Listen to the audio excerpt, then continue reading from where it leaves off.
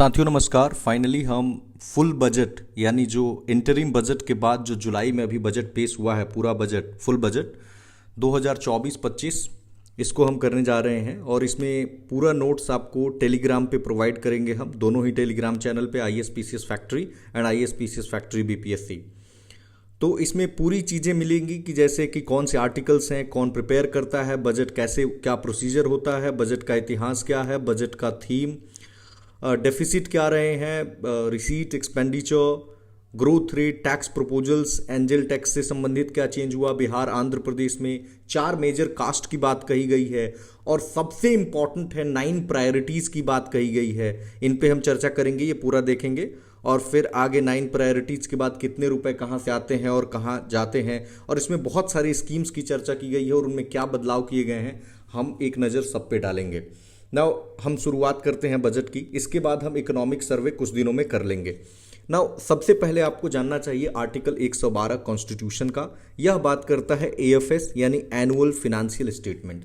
एक सवाल आ सकता है कि क्या जो टर्म बजट है ये कहीं भी संविधान में मेंशन्ड है?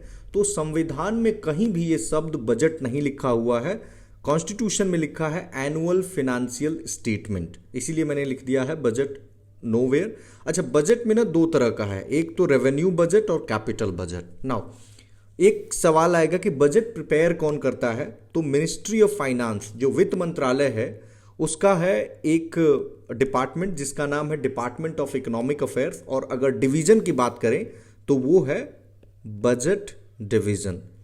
जैसे अगर आपको मिनिस्ट्रीज को समझना हो तो हर एक मंत्रालय में कई सारे डिपार्टमेंट्स होते हैं और हर एक डिपार्टमेंट में कई सारे डिवीजन्स होते हैं, तो वही यहाँ पे लिखा गया। नाउ प्रोसीजर शॉर्ट में देख लेते हैं। तो सबसे पहले तो बजट को प्रेजेंट किया जाता है, आपने देखा होगा फाइनेंस मिनिस्टर का स्पीच भी, फिर उस पर एक जनरल डिस्कशन होता है दोनों ही सदनों में।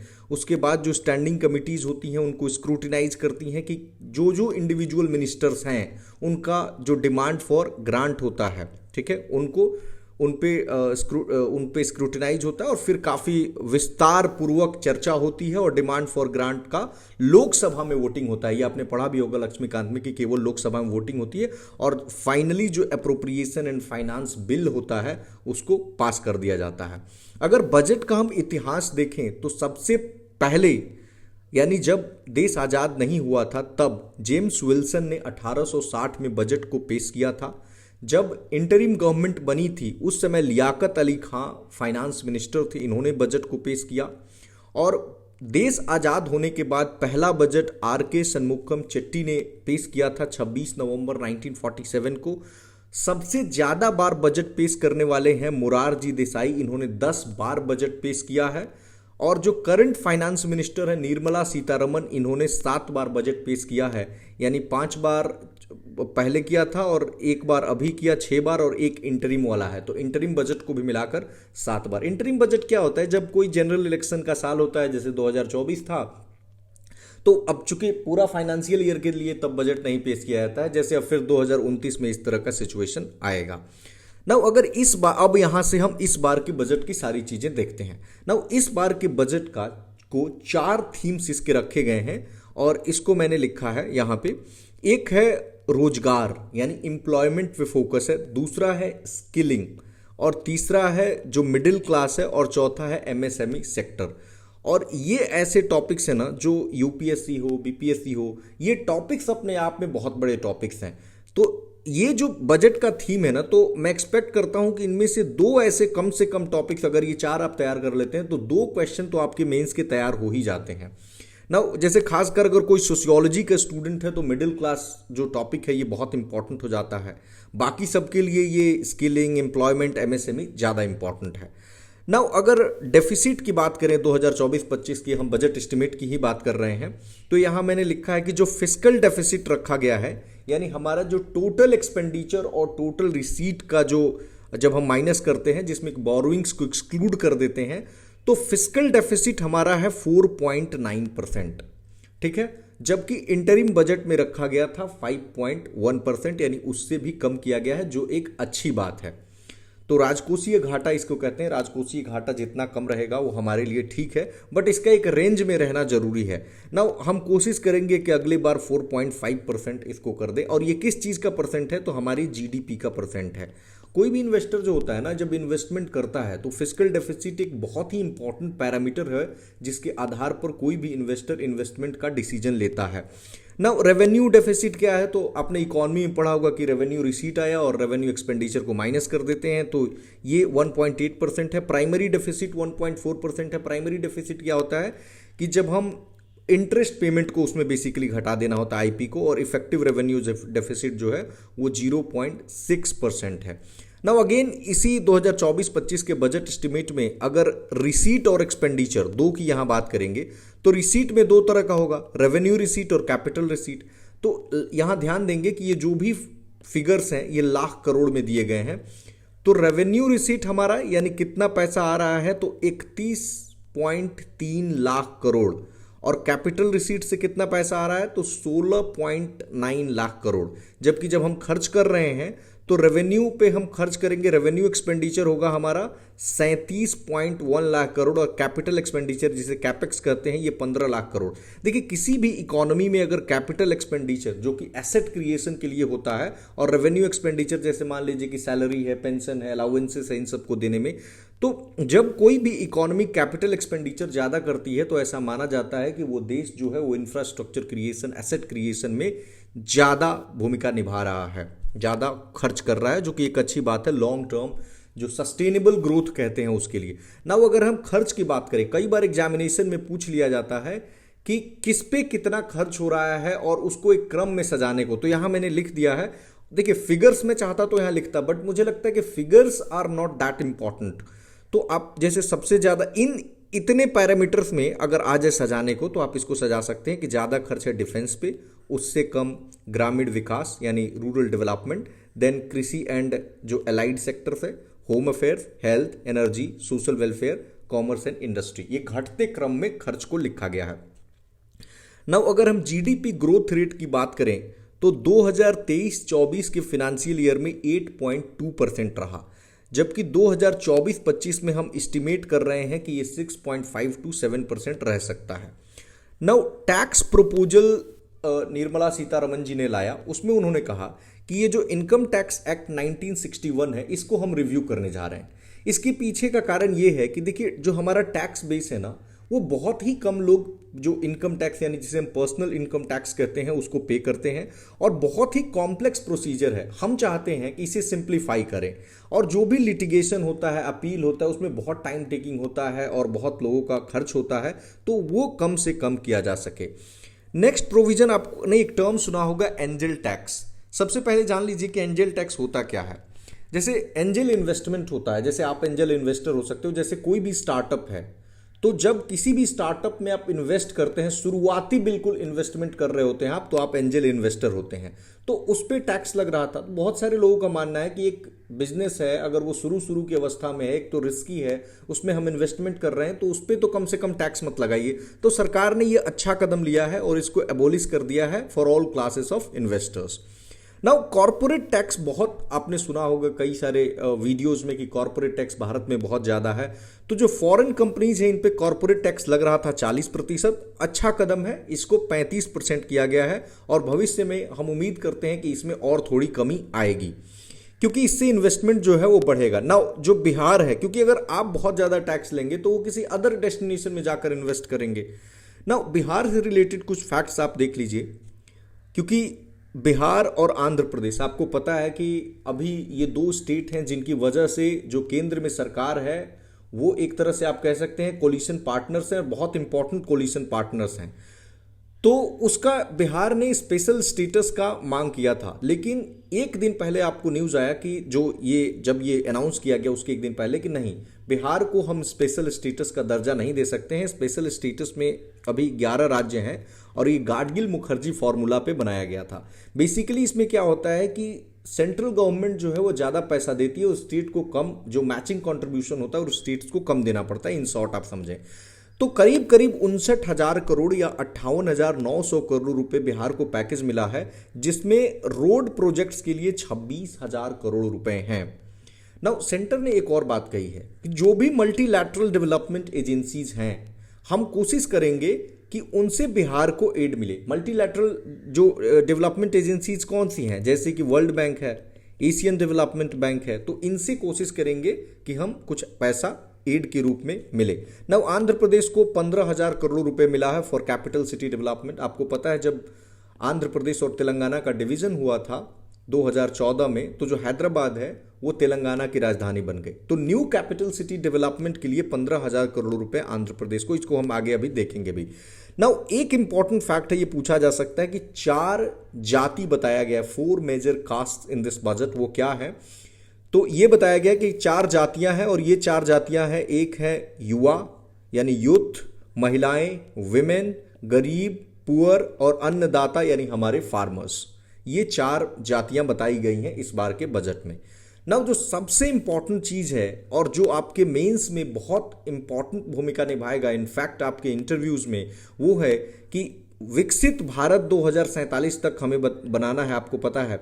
और इस बार जो इंडिपेंडेंस डे यानी 78th इंडिपेंडेंस डे है, उसका थीम भी रखा गया है यही विकसित भारत। तो इसमें 9 प्राथमिकताएं, 9 प्रायोरिटीज तय की गई हैं कि विकसित भारत को बनाने के लिए इस बार के बजट में। उन्हीं को हम एक एक करके देखते हैं। वैसे बहुत आसान भाषा में मैंने यहाँ शॉर्ट में लिख दिया है, आप उनको। पहला है एग्रीकल्चर से संबंधित, कि एग्रीकल्चर की जो प्रोडक्टिविटी है और रिजिलियंस को बढ़ावा देना है। नाउ अब इसके लिए करना क्या होगा? तो भाई हम चाहते हैं कि एग्रीकल्चर सेक्टर में रिसर्च जो है उसको प्रमोट करें। तो इसके लिए 109 new high yielding and climate resilient varieties को डेवलप किया जा रहा है, including horticultural crops. Natural farming को प्रमोट कर रहे हैं। नेचुरल फार्मिंग यानी क्या? जिसमें कि हम केमिकल फर्टिलाइजर्स एंड पेस्टिसाइड्स का यूज नहीं करते हैं।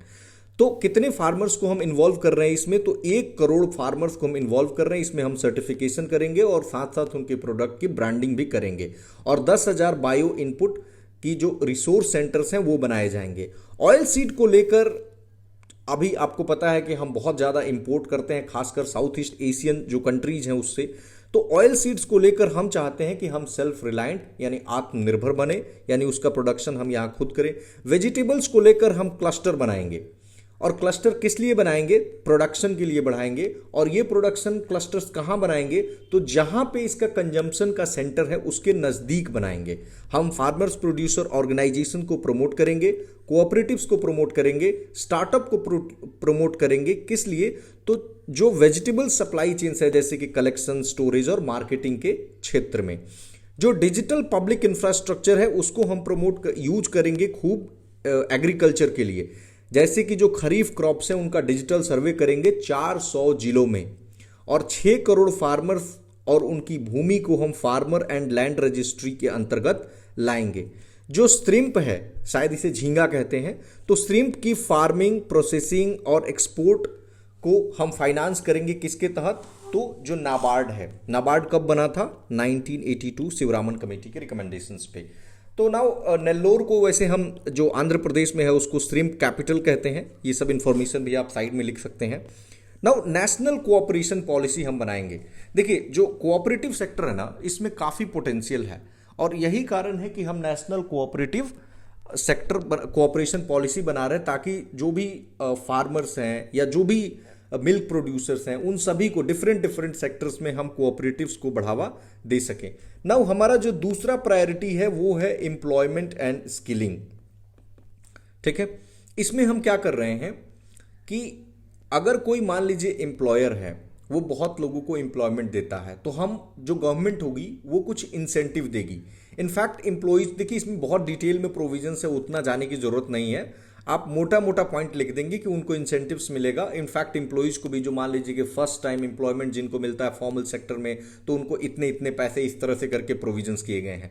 जो 20 लाख यूथ हैं, 20 lakhs यूथ, इनको हम स्किल प्रोवाइड करेंगे। और ये कैसे करेंगे? तो जो हमारे इंडस्ट्रियल ट्रेनिंग इंस्टीट्यूट्स हैं, 1000 इंडस्ट्रियल ट्रेनिंग इंस्टीट्यूट्स को अपग्रेड करके इंटर्नशिप की व्यवस्था की जा रही है। 500 जो टॉप कंपनीज हैं उसमें, जिसमें 1 करोड़ युवाओं को अगले 5 साल में इंटर्नशिप प्रोवाइड की जाएगी।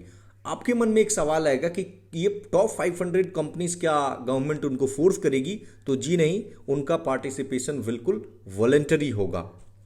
नाउ 12 महीने का एक पीएम इंटर्नशिप होगा जिसमें मंथली अलाउंस 5,000 रुपये मिलेगा। मॉडल स्किल लोन स्कीम होगा जिसमें 7.5 लाख रुपए तक का लोन दिया जा सकेगा। एजुकेशन लोन मिलेगा 10 लाख रुपए तक का। किस लिए? तो हायर एजुकेशन अपनी डोमेस्टिक इंस्टीट्यूशंस, जो देश की इंस्टीट्यूशंस है, उसमें परस्यू करने के लिए। नाउ हमारा जो तीसरा प्रायोरिटी है वो है inclusive human resource development and social justice. देखिए, इसमें एक ये बहुत इंपॉर्टेंट स्कीम है, पूर्वोदया विकास भी और विरासत भी। इसको आप पूर्वोदया को जरूर याद रखेंगे। इसमें हम क्या चाहते हैं ना कि विकसित भारत के लक्ष्य को अचीव करें और इसके लिए इकोनॉमिक अपॉर्चुनिटीज प्रोवाइड की जाएंगी 5 पूर्वोदय राज्यों में। ये कौन से हैं? Bihar, Jharkhand, waste Bengal, Orissa and Andhra Pradesh. और जो अमृतसर कोलकाता इंडस्ट्रियल कॉरिडोर है, इसका एक इंडस्ट्रियल नोड बनाया जाएगा गया में। आंध्र प्रदेश को हमने बताया 15,000 करोड़ रुपए, और जो पुलावरम इरिगेशन प्रोजेक्ट है उसको कंप्लीट किया जाएगा। प्रधानमंत्री आवास योजना रूरल यानी ग्रामीण और अर्बन यानी शहरी, इनमें 3 करोड़ एडिशनल हाउसेस की व्यवस्था की जाने की बात कही गई है। महिलाओं और बच्चियों के लिए 3 लाख करोड़ से ज्यादा का एलोकेशन की बात कही गई है। यह इंपॉर्टेंट स्कीम है, प्रधानमंत्री जनजातीय उन्नत ग्राम अभियान। इसमें 5 करोड़ ट्राइबल्स को बेनिफिट होने जा रहा है, जो 63,000 गांव के 5 करोड़ ट्राइबल्स को। ना जो आईपीपीबी यानी इंडिया पोस्ट पेमेंट बैंक, जिसकी ब्रांचेस नॉर्थ ईस्ट में आपको नॉर्मली कम दिखाई देगी, तो 100 से भी ज्यादा ब्रांचेस को नॉर्थ ईस्ट में खोला जाएगा। ना हमारा जो चौथा है प्रायोरिटी वो है मैन्युफैक्चरिंग और सर्विस सेक्टर से। तो एमएसएमई एक इंपॉर्टेंट सेक्टर है। आपने देखा भी कि एमएसएमई जो है वो ऊपर में हमने बताया भी, जो 4 बताया उसमें एमएसएमई को।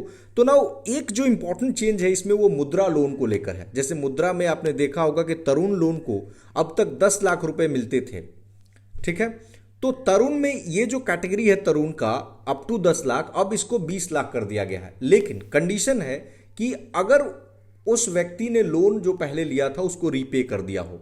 बाकी चीजें सेम है कि क्रेडिट गारंटी स्कीम होगी ताकि वो इक्विपमेंट्स को खरीद सकें विदाउट कोलेटरल और third party guarantee. Bank credit उनको कंटिन्यू किया जाएगा इवन अगर स्ट्रेस का भी पीरियड होगा। तो जो सिडबी है वो नए ब्रांचेस को खोलेंगी सारे एमएसएमई क्लस्टर्स में। ई कॉमर्स एक्सपोर्ट हब्स जो होंगे वो सेटअप किए जाएंगे अंडर पब्लिक प्राइवेट पार्टनरशिप, जहां पे जो ट्रेडिशनल आर्टिसांस हैं वो अपने प्रोडक्ट्स को सेल कर सकेंगे इंटरनेशनल मार्केट्स में। 12 इंडस्ट्रियल पार्क्स बनाए जाएंगे जो कि 100 सिटीज के आसपास या सिटीज में इंफ्रास्ट्रक्चर डेवलपमेंट को पुश करेंगे।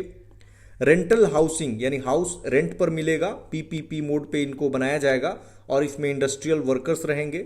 शिपिंग इंडस्ट्री को प्रमोट किया जाएगा और हम चाहते हैं यानी देश चाहता है कि इंडिया का शेयर इसमें बढ़े और एम्प्लॉयमेंट भी शिपिंग इंडस्ट्री में बढ़े। क्रिटिकल मिनरल्स बहुत इंपॉर्टेंट है। भारत चाहता है कि हम अपनी डोमेस्टिक प्रोडक्शन को बढ़ाएं, रिसाइकलिंग को और मजबूत करें और जो ओवरसीज एक्विजिशन है उस पर हम काम करें। ऑफशोर माइनिंग मिनरल्स का हम करें और जो डिजिटल पब्लिक इंफ्रास्ट्रक्चर है फॉलोइंग सेक्टर्स जो यहाँ पे लिखे गए हैं like credit, e commerce, education, logistic, MSME, service delivery इसमें यूज करें। नाउ जो हमारा 5वां है वो है अर्बन डेवलपमेंट। देखिए अर्बन डेवलपमेंट यानी जो शहरी विकास है, इसमें शहरों को एक ग्रोथ हब के रूप में देखा जा रहा है। और ये कैसे संभव होगा? तो हम टाउन प्लानिंग करेंगे, खासकर जो शहर के बाहर इर्द गिर्द वाले क्षेत्र हैं उनका, पेरी अर्बन एरियाज। और जो एग्जिस्टिंग सिटीज हैं वो ऑफकोर्स उनका ब्राउन फील्ड डेवलपमेंट होगा। जैसे ग्रीन फील्ड क्या होता है कि नया बिल्कुल डेवलपमेंट होता है और ब्राउन फील्ड एग्जिस्टिंग का। ट्रांजिट ओरिएंटेड डेवलपमेंट होगा, टीओडी, 14 सिटीज का जिनका पॉपुलेशन 30 लाख से ज्यादा हो। जैसे क्या है, कोई बस है या फिर रेलवे है तो वहां से जो कनेक्टिविटी है वो काफी बूस्ट हो जाती है। अर्बन हाउसिंग हम करेंगे जिसमें कि 1 करोड़ लोगों के लिए, और इसके लिए 10 लाख करोड़ रुपए की व्यवस्था की गई है। वाटर सप्लाई, सीवरेज और सॉलिड वेस्ट मैनेजमेंट प्रोजेक्ट्स 100 से ज्यादा सिटीज के लिए for 100 large cities. 100 weekly haats होंगे या street food hubs annually. Stamp duty को कम किया जाएगा और खासकर जो प्रॉपर्टी महिलाओं के नाम से होगा। छठा हमारा प्रायोरिटी है एनर्जी सिक्योरिटी यानी ऊर्जा सुरक्षा। देखिए हम चाहते हैं ना कि एनर्जी ट्रांजिशन हो और हम रिन्यूएबल एनर्जी की तरफ बढ़ें। क्यों? क्योंकि हम इन्वायरमेंटल सस्टेनेबिलिटी चाहते हैं। ये स्कीम बहुत इंपॉर्टेंट है, पीएम सूर्य घर मुफ्त बिजली योजना। इसमें रूफ टॉप पे सोलर प्लांट्स लगाए जाएंगे ताकि इनेबल किया जा सके 1 करोड़ घरों को, जिनको कि 300 यूनिट तक हर महीने फ्री इलेक्ट्रिसिटी मिल सके।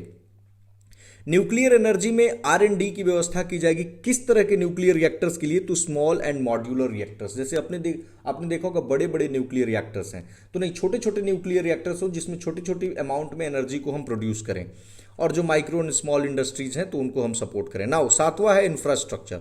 देखिए, हम अपनी GDP का 3.4% कैपिटल एक्सपेंडिचर पे खर्च करेंगे। अभी हमने बताया कि कैपिटल एक्सपेंडिचर पे खर्च होने का मतलब है कि एसेट क्रिएशन होगा। जैसे मान लीजिए रोड्स बनते हैं, ब्रिजेस बनते हैं, या फिर डैम्स बनते हैं, तो ये सब कैपिटल एक्सपेंडिचर के पार्ट होते हैं।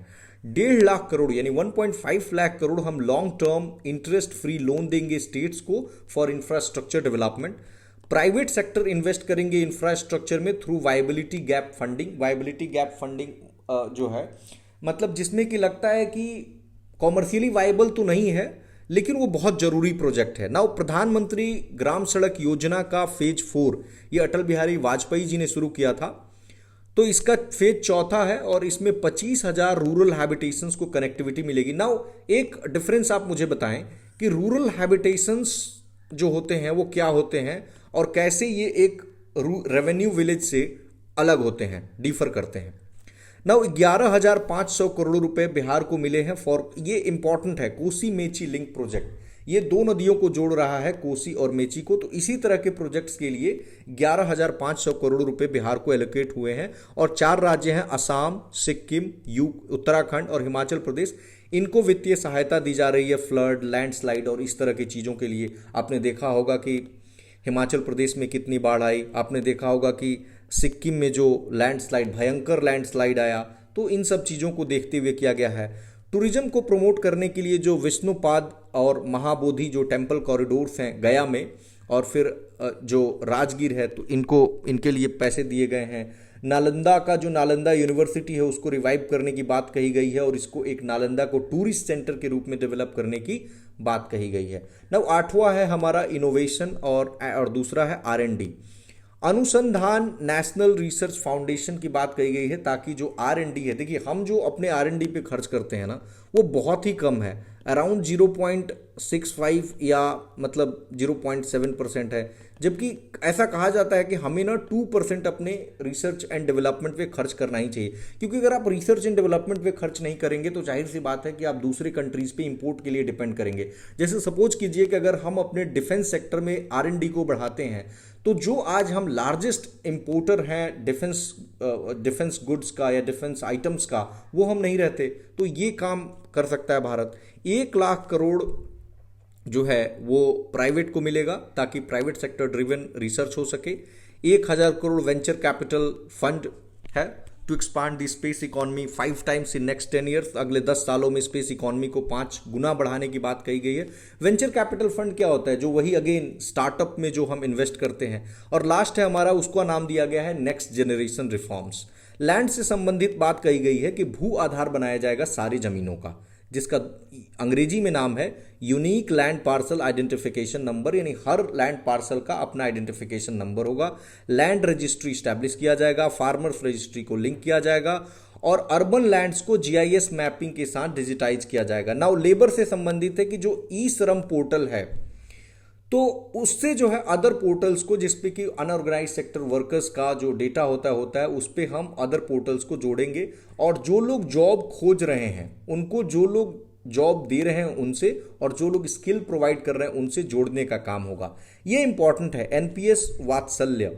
तो NPS वात्सल्य में क्या होगा ना कि पेरेंट्स और गार्जियंस जो है अपने माइनर्स के लिए, जो छोटे बच्चे हैं उनके लिए कंट्रीब्यूट करते हैं। जन विश्वास बिल, ऑफ कोर्स ये ईज ऑफ डूइंग बिजनेस को प्रमोट करने के लिए है। जन विश्वास बिल आया ही किस लिए था? तो जो माइनर ऑफेंसेस हैं उन पे उसको क्रिमिनल एक्टिविटी ना माना जाए, उसको डीक्रिमिनलाइज करके और पैसे वगैरह लेकर सेटल कर दिए जाएं। ना विवाद से विश्वास स्कीम, ये इनकम टैक्स में जो डिस्प्यूट्स हैं उसको सॉल्व करने के लिए है। फिर आगे कुछ बातों पे चर्चा किया गया है, जैसे डिजिटल इंडिया मिशन है, डिजिटलाइजेशन के लिए है। जो NPS है उस पर उसका कुछ न कुछ समाधान निकालने की बात कही गई है। जो न्यू पेंशन स्कीम है, आप मुझे कमेंट सेक्शन में बताएं कि जो OPS है, ओल्ड पेंशन स्कीम और न्यू पेंशन स्कीम, तो सरकार चाहती है कि कोई ना कोई बीच का रास्ता निकले। तो आपके सुझाव क्या हैं कि बीच का रास्ता क्या हो सकता है? जैसे आपने देखा होगा कि 5 राज्यों ने पिछले साल जो है वो ओपीएस को अपना लिया था। तो आप बताएं कि क्या ओपीएस को अपनाना ठीक है या नहीं ठीक है? आप अपना राय रख सकते हैं। धन्यवाद।